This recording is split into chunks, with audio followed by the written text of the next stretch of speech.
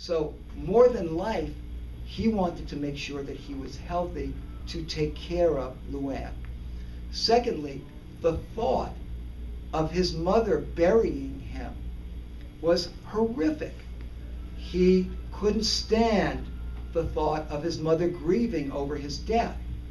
The third thing was he wanted to be around for his daughter's and his son's weddings and all of that. He wanted to be there for his other children.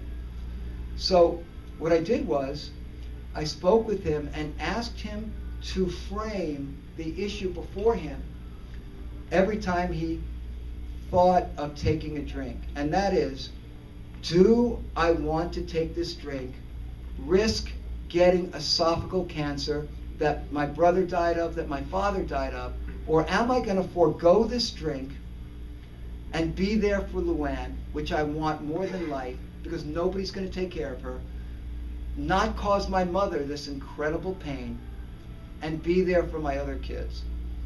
And I'm very happy to say that we broke up that toxic script. And, he had a couple of stumbles the first 6 months, but over the last couple of years, basically, he's become a teetotaler. And that is an example, once again, of using your personal emotional triggers to break up a toxic script.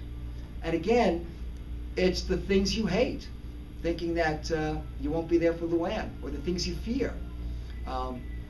Thinking about your mother burying you, burying a child. Horrible thought.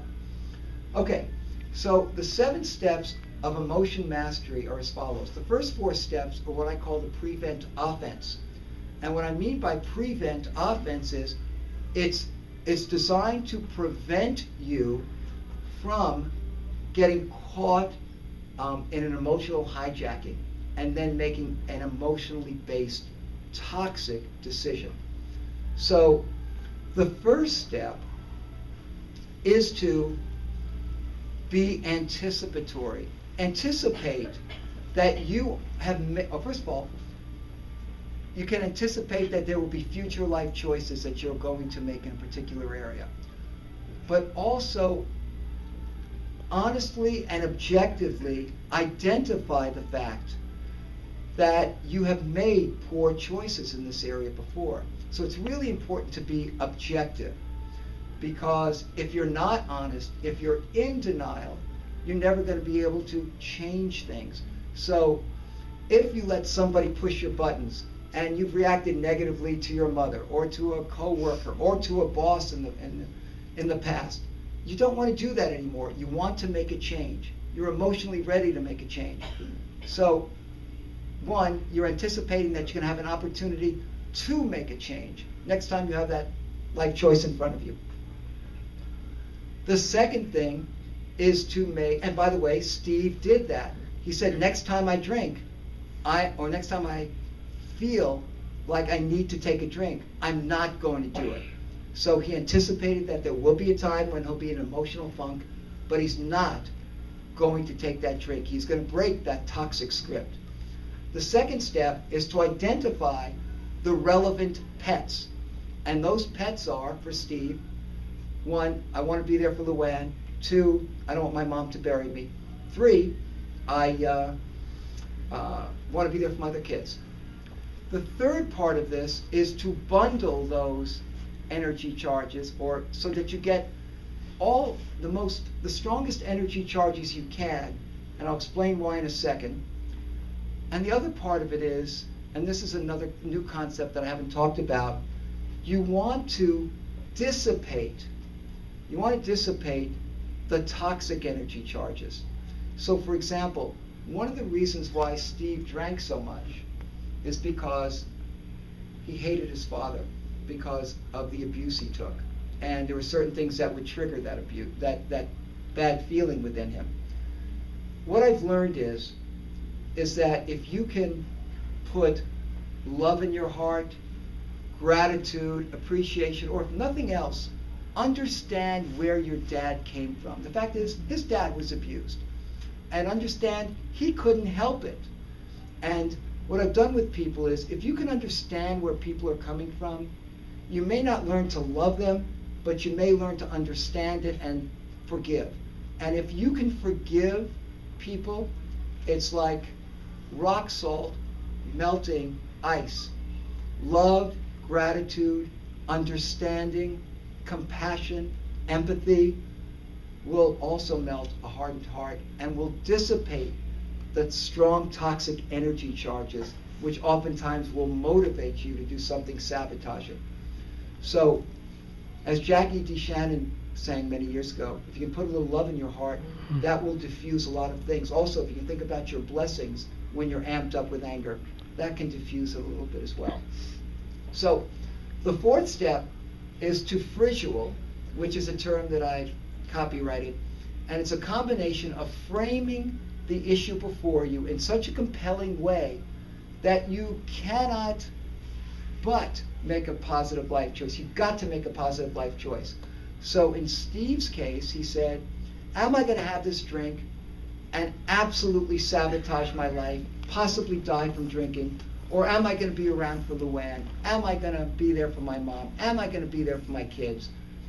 And, when you frame it in such a way that, you've got to say yes. And so that's part of it, is framing it so that you stack the deck in your favor. Put the percentages in your favor that you're going to make a positive life choice. The second part of it is visualize the negative and the positive. Visualize Luann not having no one to take care of her. Visualize that. Visualize your mom having to bury you and the grief she will suffer having to bury a child. Visualize the fact that you're not there for your kids. Conversely, if you can visualize the fact that you'll be there for Luann, you'll be there for your kids and celebrate all the blessings, the great things that are going to happen, that will amp you up to make a positive life choice. The fourth step is basically, or I should say the fifth step is to when you're about to make a decision, which is what I call crunch time, just review all of the things you've thought about in the prevent offense. For example, you always would like to think about what you're going to do before you make a life choice. Be prepared. You always want to know what you want out of every interaction, what you want to secure. In Steve's case, it was, I'm going to forego the drink. In my case, it was, I'm going to say no to the food. Know what you want to do before you're faced with doing it. So visualize and think about all the things you've prepared in your prevent offense for step 5. Step 6 is to make a great life choice, and hopefully you will. And step 7 is, to me, a really interesting one, because it's really 3-pronged. Prong 1 is, if you have made a positive life choice, celebrate it, savor it, because it's empowering. It makes you feel good. And most importantly, what I've learned over the past 30 years, if you feel good about who you are and you feel that you can affect positive change in your life, it is empowering. It fills you with positive feelings. And what I've seen time and time again is, if you feel good about who you are, you'll make positive life choices for yourself because you feel you're worth it. You feel you deserve it.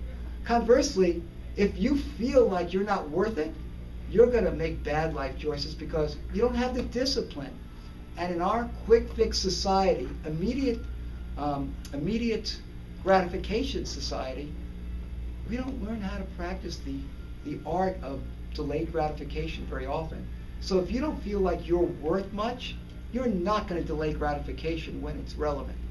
So I have found over and over again that if you can feel good about yourself, if you feel empowered, if you know you can affect positive change in your life, That will continue to fill your heart of hearts with good feeling, and you will continue to make good life choices for yourself.